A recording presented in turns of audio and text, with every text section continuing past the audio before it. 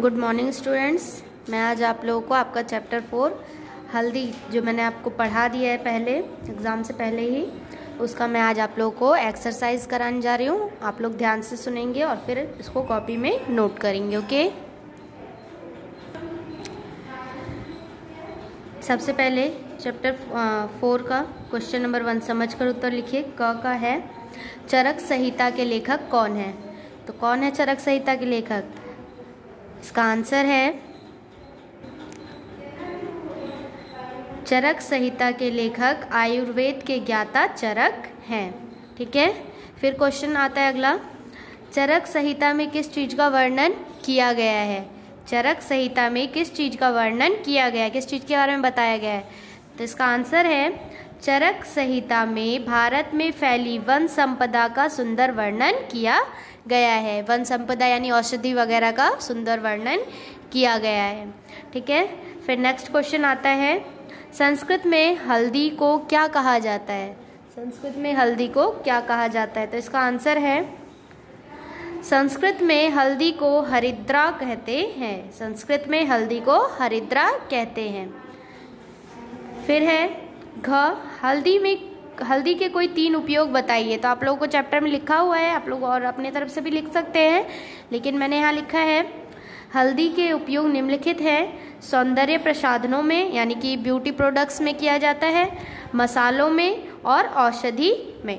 ठीक है, इसका उपयोग किया जाता है। मसाले में भी जैसे हल्दी खाने में डालते हैं हम लोग, है ना।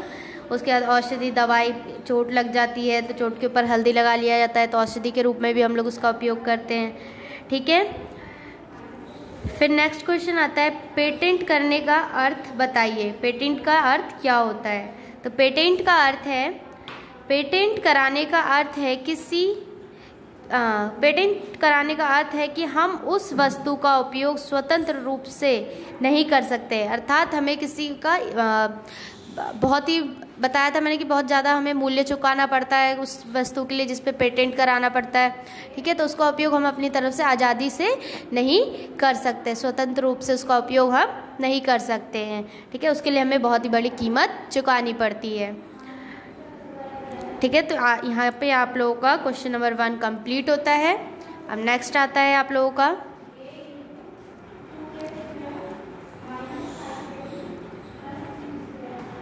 क्वेश्चन नंबर 2, हल्दी एक वनस्पति है।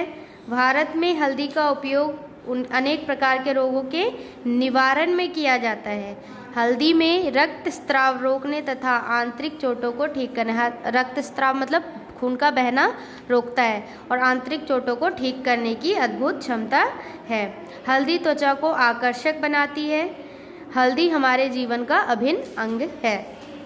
ठीक है, फिर क्वेश्चन नंबर 3 है आप लोगों का, सही कथन के सामने सही तथा गलत कथन के सामने गलत का निशान लगाइए। चरक संहिता में प्रकृति का सुंदर वर्णन किया गया है? नहीं। चरक संहिता में किसका वर्णन किया गया है? औषधि का। ठीक है, वन संपदा का वर्णन किया है, तो रॉन्ग। संस्कृत में हल्दी को हरिद्रा कहते हैं? राइट। हल्दी का उपयोग अनेक प्रकार के रोगों के निवारण में भी किया जाता है? राइट। पेटेंट कराने वाली कंपनियों का उद्देश्य मानव उपकार करना है? रॉन्ग। हल्दी त्वचा के लिए हानिकारक है? रॉन्ग। ठीक है, तो आप लोगों को ये कॉपी में और बुक में करना है। क्वेश्चन आंसर सिर्फ कॉपी में करना है और शॉर्ट टाइप बुक में करना है। Okay, thank you.